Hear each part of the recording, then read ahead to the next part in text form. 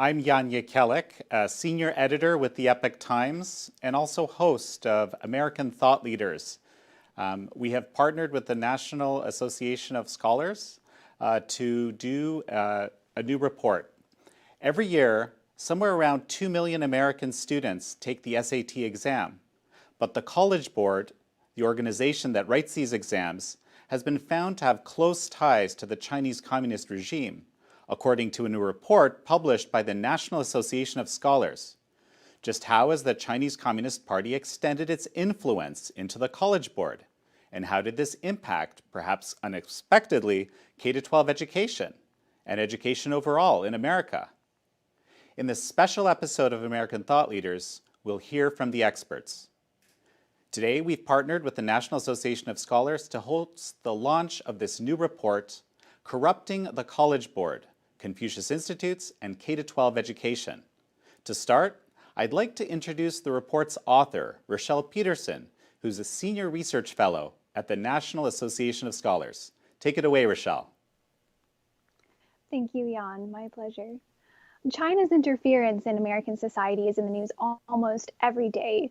Just last month, the State Department ordered the closure of China's Houston consulate, noting that Chinese diplomats were coordinating the theft of intellectual property. And then there's China's Thousand Talents Plan, which pays scholars and researchers to share their discoveries and inventions with China. China operates at least 146 talent recruitment stations in the United States. Meanwhile, the U.S. is just starting to reckon with Confucius Institutes, the Chinese government-sponsored centers on college campuses that serve as outposts of espionage and propaganda. And in August, Secretary of State Mike Pompeo warned colleges and universities about Confucius Institutes, noting their malign influence and encouraging them to shut them down. So far, more than 40 colleges and universities have done so. But even as the nation is waking up to the threat of China, and even as colleges and universities are dialing back their Confucius Institutes, another key organization has partnered with the Chinese government, giving China strategic access to the American education system. That partner is the College Board, best known for the SAT and the Advanced Placement AP tests. The College Board has worked with the Chinese Communist Party, lending it a veneer of credibility and luring in thousands of K-12 teachers, principals, students, parents, and lawmakers with programs that advance the interests of the CCP. The College Board is so closely wed to the Hanban, the Chinese government agency that runs Confucius Institutes, that in 2014, College Board CEO David Coleman described their relationship like this, quote, "Hanban is just like the sun. It lights the path to develop Chinese teaching in the U.S. The College Board is the moon. I am so honored to reflect the light that we've gotten from Hanban," close quote. So, reflecting the light and the interests of the Chinese government, what has the College Board done? And today, the National Association of Scholars released this new report, Corrupting the College Board, Confucius Institutes, and K-12 Education, in which we document 4 ways the College Board has partnered closely with the Chinese Communist government and 5 steps the U.S. should take to address them. The first partnership between the College Board and the Chinese Communist Party has to do with the AP test. In 2003, the College Board developed an AP Chinese language and culture course, and the Chinese government helped fund the College Board's creation of the test, covering about half of the $1.37 million price tag. And in exchange, the Chinese government earned the privilege of influencing what was taught in AP Chinese courses, in particular, pushing for instruction in simplified characters, a more basic set of brushstrokes that the Chinese government imposed on its people during the Cultural Revolution. And as a result, American students of Chinese would be unable to read the older, more traditional literature that Mao had sought to supplant. Instead, they would be, and now are, reliant on newer materials put forward by the Chinese Communist Party. And following the launch of the AP Chinese course, the CCP built out additional programs targeting AP teachers and AP students. The College Board began promoting the AP International Leadership Program, run by the Confucius Institute headquarters, which paid for high test scores to spend 3 weeks in Beijing, learning under CCP-selected instructors. And in addition to targeting high school students with the AP course, The College Board partners with the Chinese government in a second key way to reach all ages by sponsoring Confucius Institutes and Confucius classrooms, the very programs that the Department of State, the FBI, multiple members of Congress, and the intelligence community are now warning against. The College Board created a College Board Hanban Confucius Institutes and Classrooms network consisting of 20 Confucius Institutes and classrooms that the College Board helped to sponsor. And through this network, the College Board encourages school districts to host Chinese government-selected teachers in K-12 classrooms, often in immersion classes in which Chinese teachers teach not only Chinese language, but also social studies, history, and other subjects the CCP takes a special interest in. And for those schools too small to host an entire Confucius classroom, the College Board developed yet a third partnership with the Chinese government, by which it built a pipeline of Chinese government-selected teachers flowing to American K-12 schools. The primary conduit is the Chinese Guest Teacher Program, which boasts of being the largest Chinese visiting teacher program in the US, reaching tens of thousands of students. And since 2007, it has brought more than 1,600 Chinese teachers to the United States. The Chinese government's role in this program is to screen and send over Chinese nationals to teach in American schools and subsidize their salary. The College Board's role is to recruit the schools to host those teachers. And fourth, and perhaps most alarming, the College Board helps the CCP train American teachers of Chinese language. The result is that the College Board has enabled the Chinese government to effectively corner the market on Chinese language instruction at the K-12 level in the United States. Not only does the College Board bring in native Chinese speakers through Confucius classrooms and the Chinese Guest Teacher Program, but it also helps the CCP build the institutions that train and shape the professional development for American teachers for years to come. The College Board does this primarily through the National Chinese Language Conference, which launched in 2007 and has grown to become the preeminent professional development experience for Chinese language teachers in the United States. It is perhaps one of the Chinese government's most effective investments in American education. It was at the 2014 conference that College Board CEO David Coleman made his revealing comments about the College Board seeking to reflect the light of the Hanban. The National Chinese Language Conference is the largest annual gathering in the U.S. of Chinese teachers, with more than 1,300 attendees in 2019. And since the conference launched, 14,600 people have attended. It has brought together an extraordinary number of key political figures: former U.S. Secretary of Defense Chuck Hagel, Neil Bush, the son of former President George H.W. Bush, and Utah Governor Gary Herbert, who spoke at the conference praising the Hanban's work to launch Chinese language immersion programs in Utah public schools. And for a time, the National Chinese Language Conference even enjoyed support of the U.S. federal government. During the Obama administration, senior staffers from the U.S. Department of State and Department of Education served on conference advisory committees. And in 2014, the Department of Education was even a conference sponsor. Now, we now know the dangers of close affiliation with the Chinese government. The College Board should heed those warnings and should sever its ties at once. Meanwhile, the federal government should undertake 5 reforms as well. First, we need an alternative to the AP Chinese language course. The Department of Education and Department of Defense should convene a working group to ensure that this rival course gives students an accurate, clear-eyed understanding of China and the CCP's regime. Second, school districts should pull out of Confucius classrooms and the Chinese Guest Teacher Program, and the Department of Education should issue a warning to that effect. Congress should also condition federal funding on these changes. Third, Congress should also condition federal funding to the College Board on the immediate severance of its ties with the Chinese government. The College Board is a private, nonprofit organization, but it profits substantially from the federal government, receiving more than $116 million since 2008.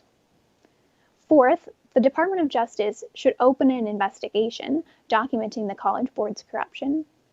And finally, we need an alternative to the National Chinese Language Conference. The Department of Defense, which funds Chinese flagship language programs at universities throughout the country, should sponsor an alternative at which it should dedicate prominent sessions to exposing the problems with Confucius Institutes, as well as program for Chinese dissidents and others whose voices the Chinese government have quashed. These measures are difficult but necessary because China has managed to build out an entire educational system before the public caught on to what has happened. It co-opted a prestigious, respected name, the College Board, gaining an access it could never have earned outright by working from within organizations that Americans knew and trusted. The United States is catching on to the game, but almost too late. Yet, with effort, we can roll back the Hanban's work and redeem the American educational system. Thank you, Rachelle. Now I'd like to introduce our expert panel.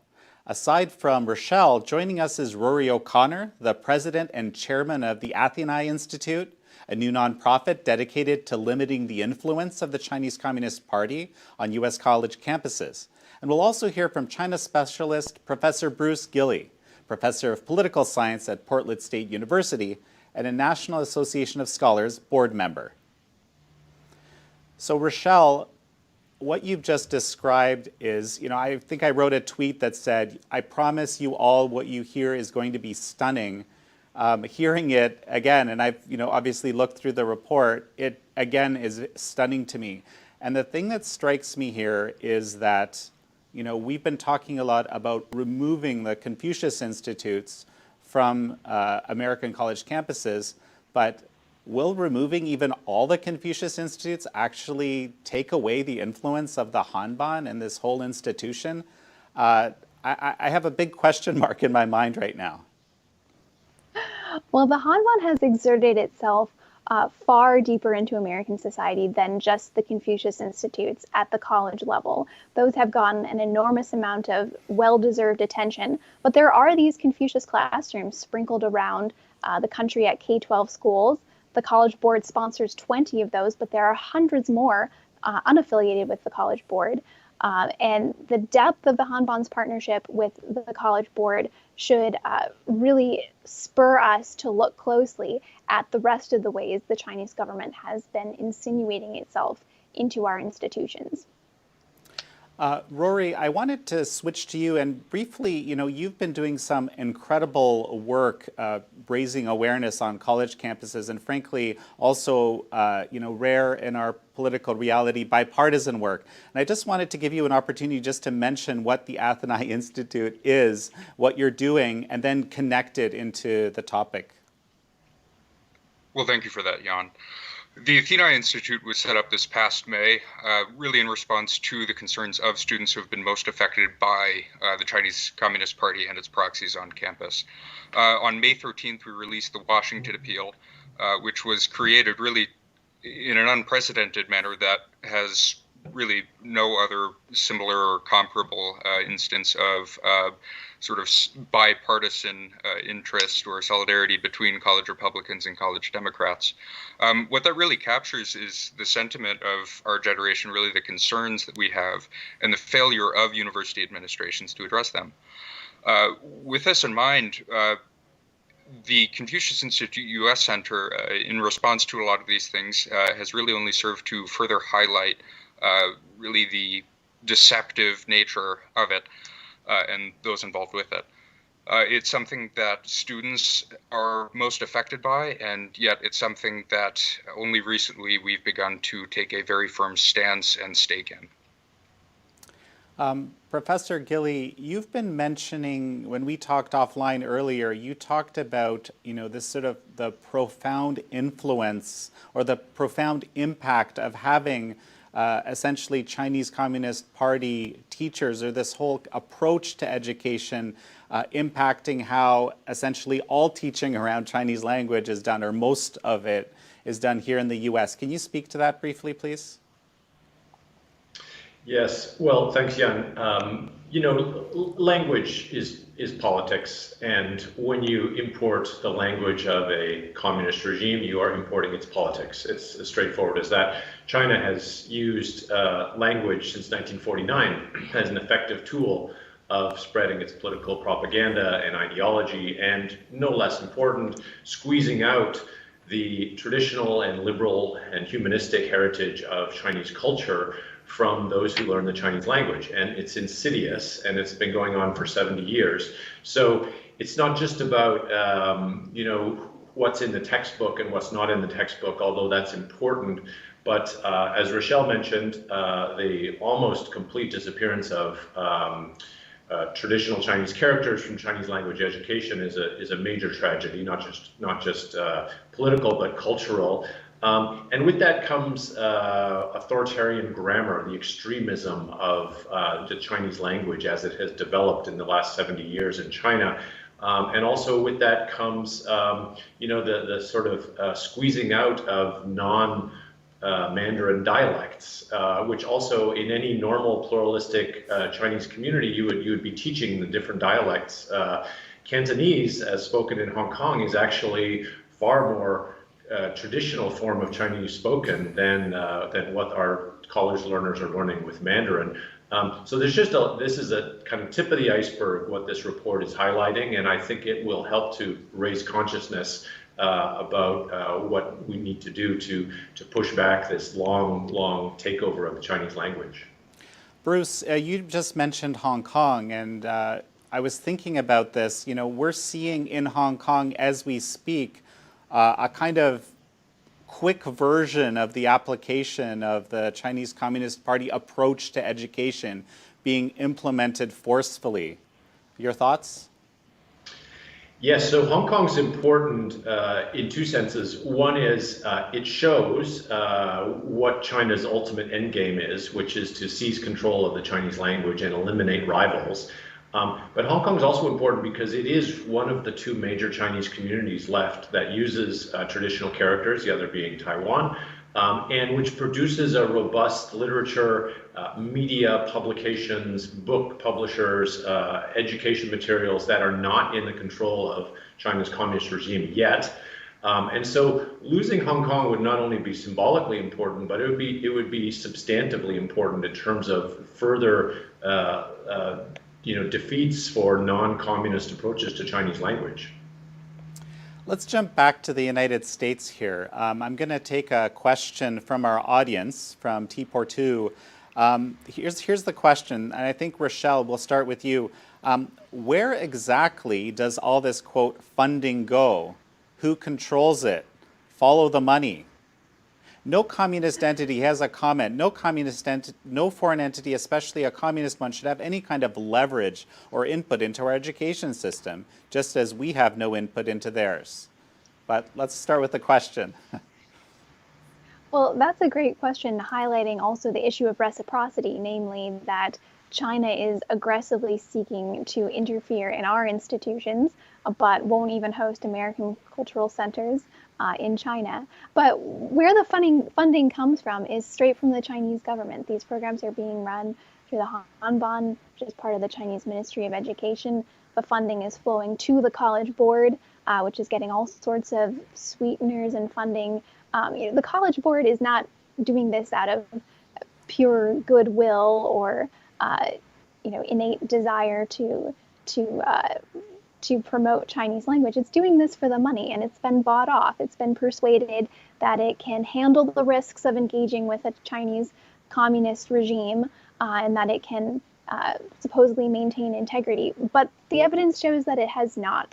It's really been corrupted from the inside out for the sake of chasing the money. So, Rory, it's probably not too long that you actually did your SATs. And I'm wondering if you could actually speak to another question. This one's from GA2 Breezy. Please explain who the College Board actually is and their role in setting courses across colleges and universities. How does working with the board on designing a language and culture course affect the entire college and university program? Just trying to gain a better perspective on what the title means. Thank you. Well, I must admit I haven't taken too many AP courses. With that in mind, though, effectively the College Board runs college credit courses in a sense if you test a certain level within high schools. Now, one of the issues is that if you're taking an AP course in Chinese language, for instance, where are they getting that material? They're getting it from the Chinese, really. They're getting it from proxies of the Chinese Communist Party. So AP courses are something, for instance, which are administered by, which are really, they have their curriculum set by the College Board. And in order for students to perhaps, be able to get ahead in college, for instance, and have to take less courses, or maybe not have a language requirement or something of that sort, they'll take an AP course, they test well, and then they don't have to do it. The problem is that it's sort of a very sneaky way of being able to influence students and young people when they're sort of most vulnerable and malleable. And so how does that play out? Give me an example. Of a student being malleable, for instance? Of a student being influenced by something like this. I'm sure you've come across numerous ones. Oh, well, as for the College Board goes, I would have to say that what's really more concerning is when you get to how Confucius Institutes have really been used as ways of trying to influence the education, not just in the College Board, but in K through 12. So I know of at least one anecdote in which you had a small child that they had a curriculum which was basically a package put together by staff members of a Confucius Institute at George Mason, actually. And among the things that were addressed were the Opium Wars. I believe the Cultural Revolution was fortunately left out, but there was a number of other things, especially pertaining to the Civil War and what have you, that were kept in, and you can only imagine what sort of things are being taught with that. There are kids who can point to a map and say that Taiwan belongs to China, and they're not saying that it's just the Republic of China. They're saying it because it's really the PRC's line. And when people are learning these things at such young ages, it's very, very concerning. So I'm going to ask this question to the room. How is it possible that the Chinese Communist Party has gained such unprecedented influence over America's education system? Jump in. I'll start off. First of all, China has been extremely aggressive. It has been promoting this relentlessly. It has been offering huge sums of money. The College Board, colleges and universities, other institutions have found it incredibly convenient to be co-opted by the Chinese government because they're being remunerated handsomely as a result. So one aspect of this is the money that's involved, but the Obama administration also is to blame for a lot of this. I mentioned earlier that under the Obama administration, the Department of Education and the Department of State were involved in the National Chinese Language Conference. The Department of Education was a co-sponsor of this conference. Again, this is a conference put forward by the Hanban, really orchestrated by the Hanban, using the College Board as the front to give it credibility and respectability. But then again, with veneer of respectability coming from the Obama administration's approval. So the policies of the federal government have in the past been very lax and have permitted this kind of proliferation of Chinese government influence. We're moving the other direction now, but we need to keep those lessons in mind. Well, I would say, multiple times every week, I speak with officials, government officials, former government officials who tell me, I can't believe how fooled I was. I mean, essentially this kind of line, I believed we would put a lot of money into China, we would get goods out of it, and we would make them a democracy. This type of line, and clearly, this hasn't succeeded. But this isn't just from the previous administration. This is multiple administrations, right? True. And there have been many goodwill efforts towards engagement with China. And many people who were sincerely trying and were fooled, as you mentioned. But we can't afford to be fooled. This is the integrity of our education system. This is our children and the next generation who are being shaped by a foreign authoritarian regime. this is something where we can't afford to run the risk. We have to clamp down on it. Rory, please jump in. Well, this is actually something with which I've dealt directly, considering that there are faculty whose names they don't wish to share for fear of what will actually happen to them if they speak out, whether because they have family in China or whether because they're worried that something will affect their research or their tenure. And really what happened, what has really happened is that it's been this idea of blind engagement in which we can completely separate, for instance, commercial interest from political interest or cultural ones, for instance. And the very, very scary fact about all of this is that those things aren't separate. Culture is used as a tool. Economics are used as a tool. You can't separate the politics from commercial interest, as is evident by the fact that, if I'm not mistaken, Nike's making their own products in the Xinjiang Uyghur Autonomous Region or East Turkestan. This is something which has been going on for a very long time, and the real concern here is that universities sought interdependence with China, but the problem is, or rather the CCP and its proxies, but the problem with interdependence is that it requires the parties involved to have a common purpose, to have shared interests. And for the past few decades at least, the Chinese Communist Party has been, if not deceiving, oftentimes I would say college administrators and university administrators. Oftentimes it's faculty who are most ardently opposed to it, as evident by Marshall Salins, a socialist who spoke out against Confucius Institutes, for instance.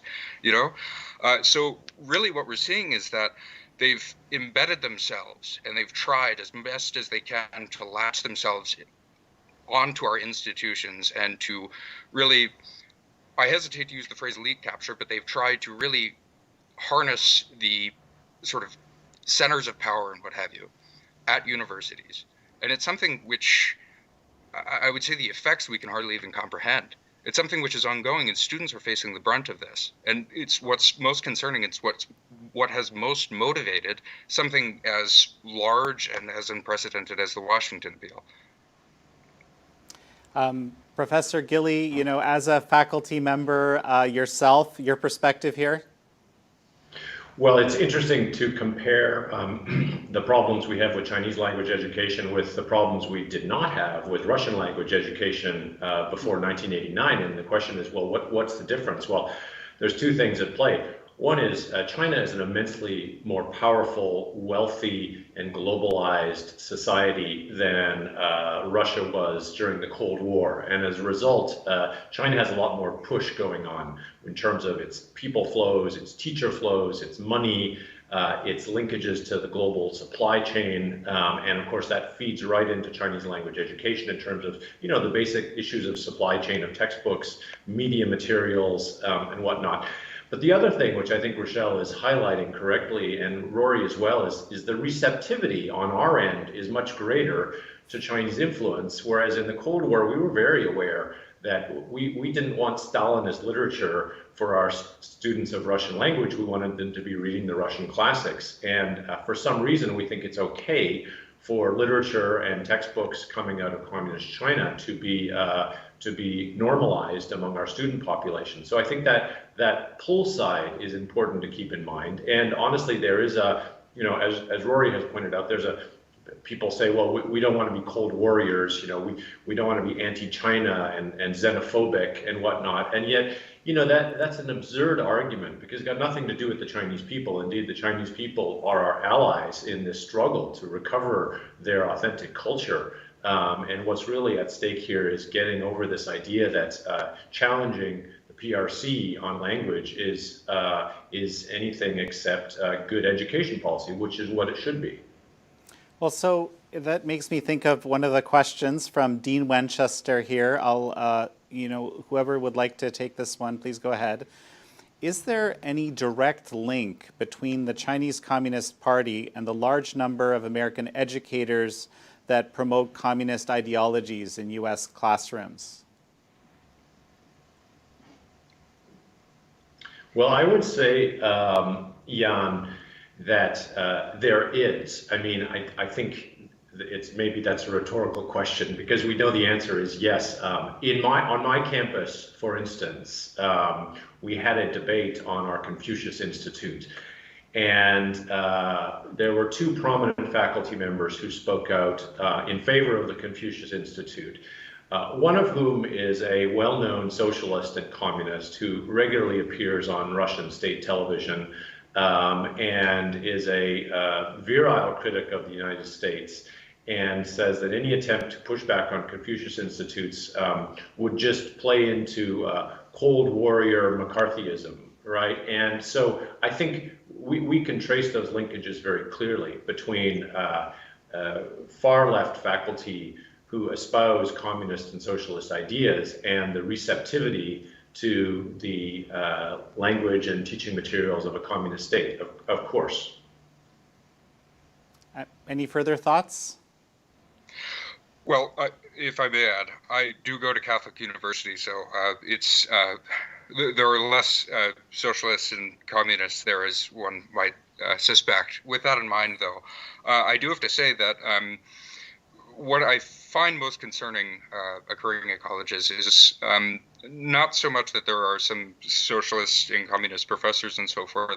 Granted, I don't have that much exposure to them, but what I find most concerning are the number of outdated or the number of faculty or really university administrators who possess really outdated views on such things as engagement and what have you. They still use the same win-win, and they still use the same McCarthyist and trying to create a better global interconnected society, all the different talking points of the Chinese Communist Party that they've been echoing for the past 20 years, they're still repeating them.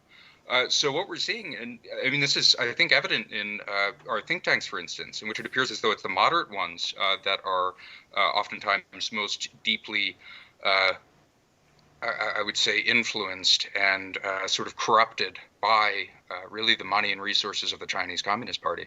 And then what's really happening is that you also have a number of students who are becoming increasingly disaffected. They feel as though they have lost the means in order to actually take control of what actually happens to them and the consequences of their action and so forth. And in trying to seek some form of agency, they end up adopting the false narratives and the false hopes of this legalistic, fascist, Stalinist entity that's under the guise of Marxism.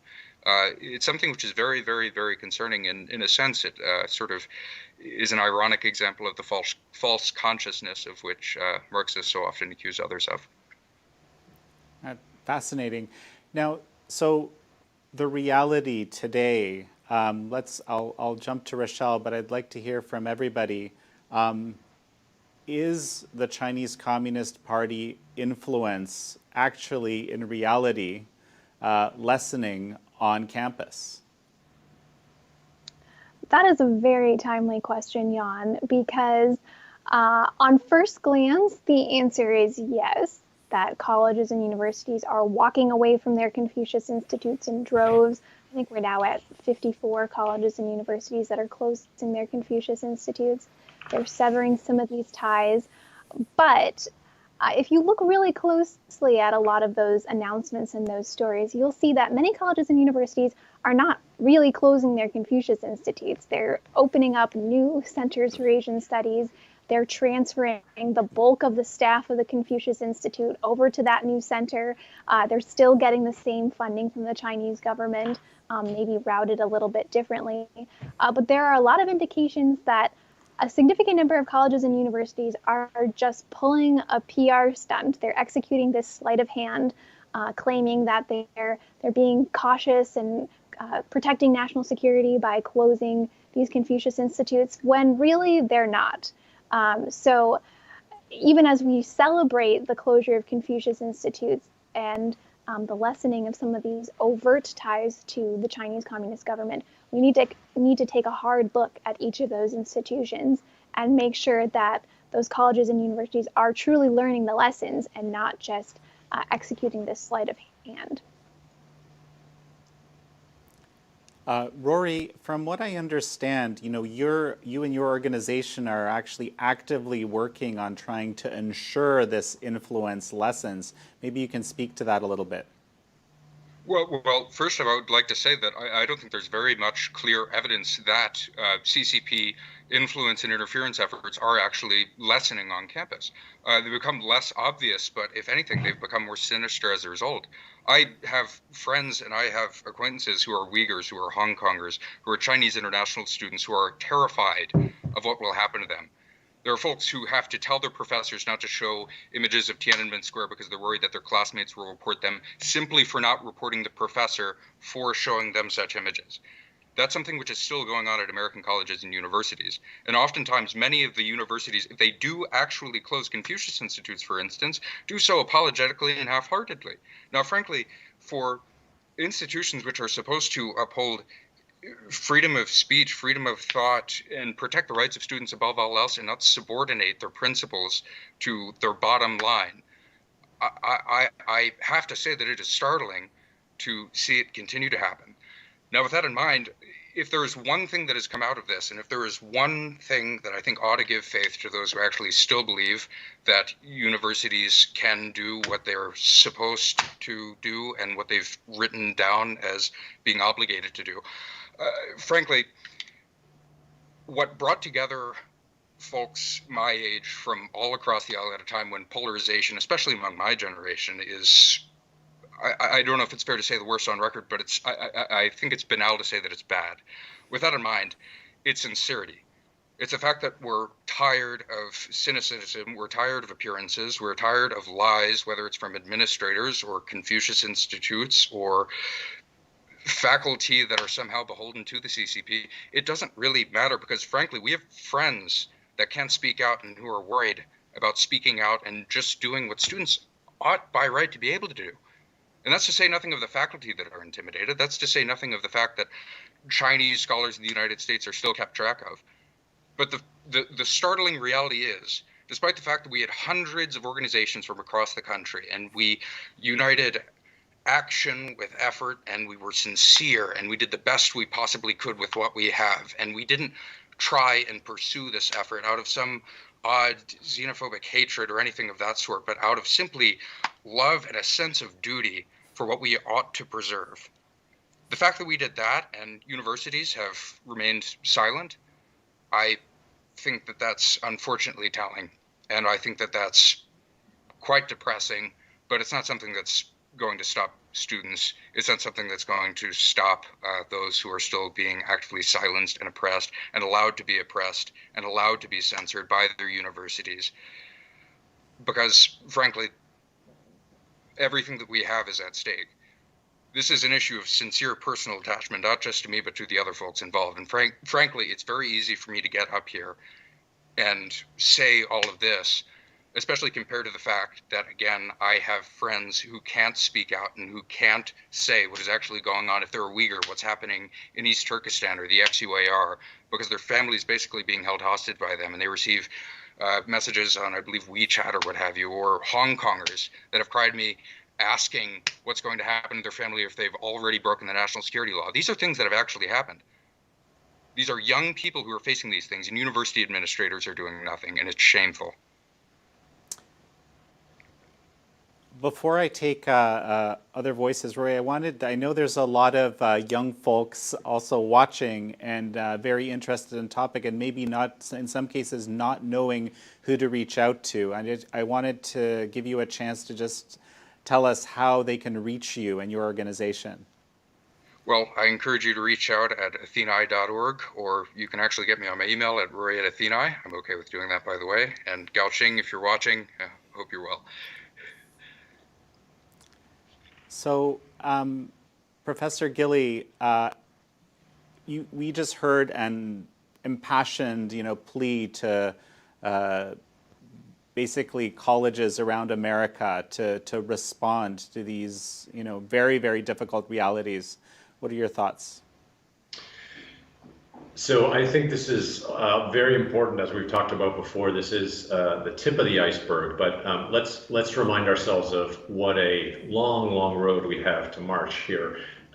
There's significant sunk costs and significant irreversibility to what's happened to Chinese language education around the world since 1949. And basically, one of the problems is that most Chinese language teachers in the United States now, they cannot read or write traditional characters. They themselves lack access to non-communist Chinese language. So in terms of the constituency, because, you know, as an educator, I know that you can pass as many mandates and laws as you want, but, you know, educational reform requires the buy-in of the educators themselves. And so one of the big challenges is how do we work with our Chinese language teachers, not just at the college level, but significantly at the K-12, and in particular the K-8 level, to incentivize them and help them to turn away from simplified characters and Chinese textbooks and whatnot, because that's a big practical problem, because we've got basically 70 years of sunk costs in PRC Chinese language materials. So, you know, this is something I think you talk about some creativity from the policymakers, you know, very important here. We have a tremendous community of Chinese language teachers in Taiwan, in Hong Kong, also in Southeast Asia, although the Confucius Institute and Chinese influence on Chinese language education in Southeast Asia is even more corrosive. But there's a constituency out there that we could work with, that we could fund. I would have no problems seeing my tax monies going to help Taiwan and Hong Kong Chinese language teachers come to America. There's some creativity there, I think, on the policy side, but just keep in mind, this is a big irreversibility problem that we're going to have to tackle. Well, okay, so I imagine there's a lot of people watching right now that are, you know, horrified, might be a term I expect by this reality, and it might seem insurmountable. There's this irreversibility issue that you mentioned, Bruce. The question is, you know, people will be thinking to themselves, what can I do here? In the face of this, universities don't seem to be acting, or perhaps even avoiding, as Rachelle was describing earlier, actually dealing with the issue. How can the typical person watching today have an impact on changing the way this reality? Well, one first step is just simply don't send your kids to a Confucius classroom or a Confucius Institute or a school that is using the Chinese guest teacher program. Many parents want their students to learn Chinese. I understand that it is an important language, but don't go the Confucius Institute, Confucius classroom route. It's not worth it. Second, for average Americans, hold your local institutions accountable. Parents, go to your local school district and petition them to close their Confucius classroom, to get out of the Chinese guest teacher program, to cut off these ties. These are changes that can be made at the local level. Parents can have immense sway over that. And at the policy level, you can reach out to your state legislators. There are state bills starting to circulate. Rory's group has a model legislation, the Athenai Act, which is really excellent. And at the federal level, there are bills being circulated as well, including the Confucius Act, which passed the Senate earlier this summer. So it's not as though there's nothing that we can do. There are steps that can be taken. It is a long road ahead, as Bruce said, but there are immediate, tangible ways that we can start. Rory, why don't you talk about the Athenai Institute model legislation for a moment, and then tell us, you know, at the grassroots level, what do you think people can do?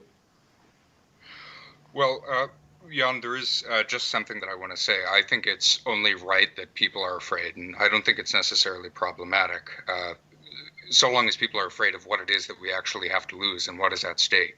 And it's not actually lost, but it very well can be, because what we really need to do is remember that democracy isn't just something that occurs in the voting booth once a year. It's not just something that occurs in DC or any state capital for that matter. It's something that occurs every single day. It occurs in our individual actions, and it occurs in every single expression of our dignity.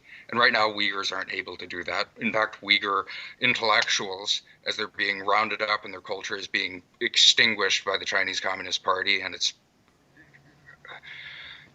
being torn apart by those who are committing the most heinous acts over there. I mean, frankly, universities ought to be offering a place of refuge there.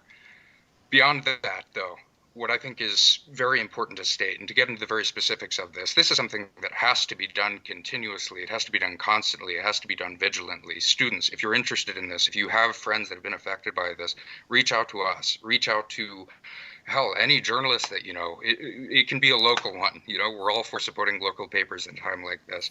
Reach out to the Epoch Times, for instance. Beyond that, get involved. Get active. Do something. Organize webinars. Beyond that, support the Athenai Act. It's state-level model legislation that we've made, so that way we can combat Confucius institutes at their source, and that we can hold these proprietary institutions of authoritarian regimes accountable. That's something which you can very easily do, because frankly, state legislators would oftentimes very much prefer to handle an issue like this than have to handle a pothole or something like that. So take that as you will, but at the federal level, call your member of Congress, ask them to support the Confucius Act. That's been sitting around for a while, but it's something that ought to have bipartisan support.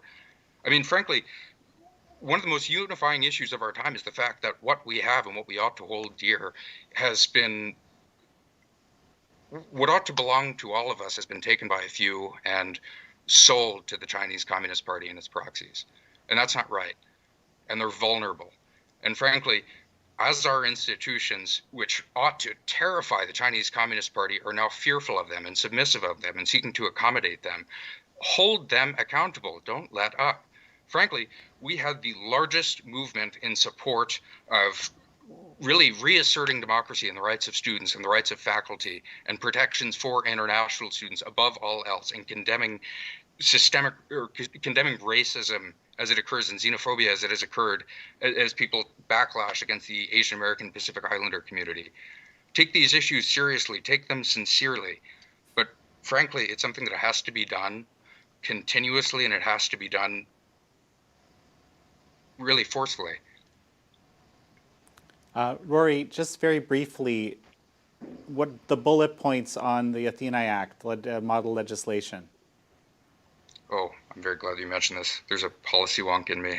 The Athenai Act basically does a number of, it's quite short actually. It calls for universities to effectively have state funding, because this is again model legislation for states, immensely reduced, and certain funding taken away from them if they don't get rid of Confucius institutes by, I believe it's January 1st or January 21st of this year. Really depends on the state that's passing it.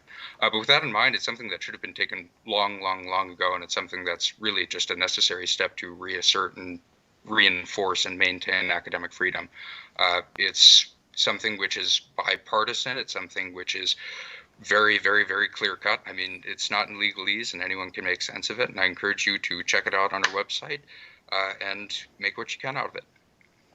So let's talk about the 5 recommendations that the report that we're looking at today has. And maybe, Rachelle, if you can remind us, why don't we start with number 1 and just kind of give me a sense of how to tackle this? Well, we need a replacement for the AP Chinese Language and Culture test. It has been corrupted by the Chinese government. The College Board is not really likely to execute key reforms. The College Board has been one by one corrupting other AP tests. The National Association of Scholars has been tracking that on AP US History, which is now being taught as the history of an oppressive regime, and AP European History, which is being taught in similar fashion, but now AP Chinese Language and Culture as well.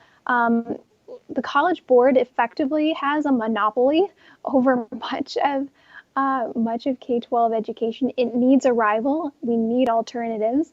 We need to develop an alternative test that gives students a more robust and in-depth understanding of Chinese language and culture that doesn't reduce them to just simplified characters, but also ensures that students have a more clear-eyed understanding of the CCP and its regime. Where is the biggest impact that can be had at this exact moment from your perspective, Professor Gilley, in terms of action, policymakers? Well, I think this is a classic example of where we could have a whole of government approach. It's a buzzword, but sometimes the buzzword is good. We've seen whole of government executive orders come out on a number of things. Here's a very easy issue where a simple executive order, whole of government executive order, requiring that Chinese language use and Chinese language communications and things relating to Chinese language education pull away from the use of first of all simplified characters. That would be huge, and I would greatly support it. And it's not that difficult to do in the era of technology.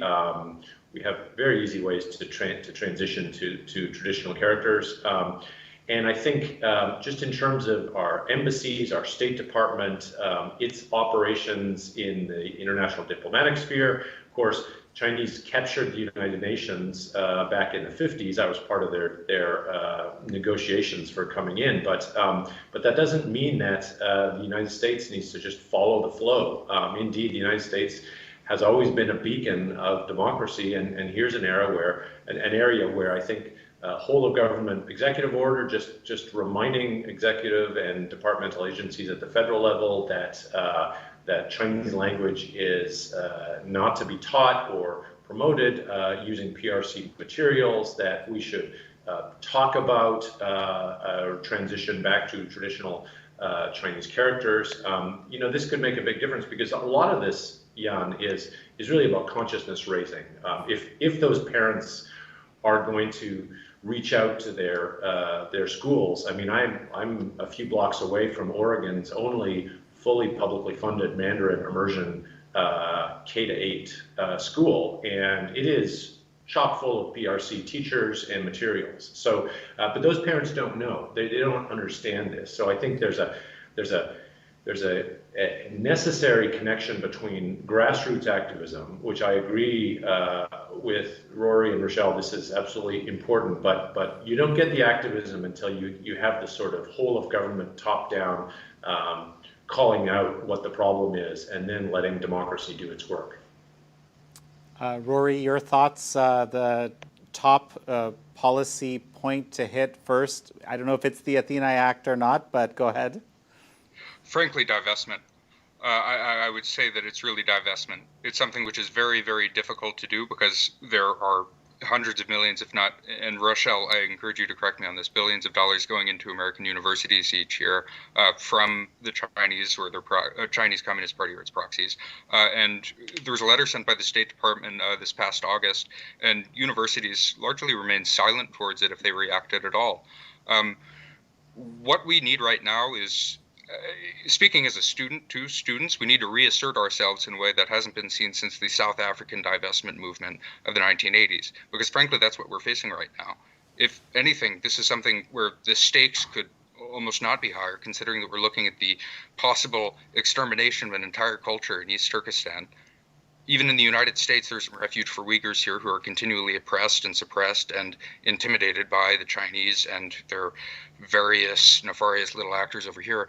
But the bigger issue is that people just pay attention and keep up the pressure. Because frankly, universities, if they could, would wait these issues out.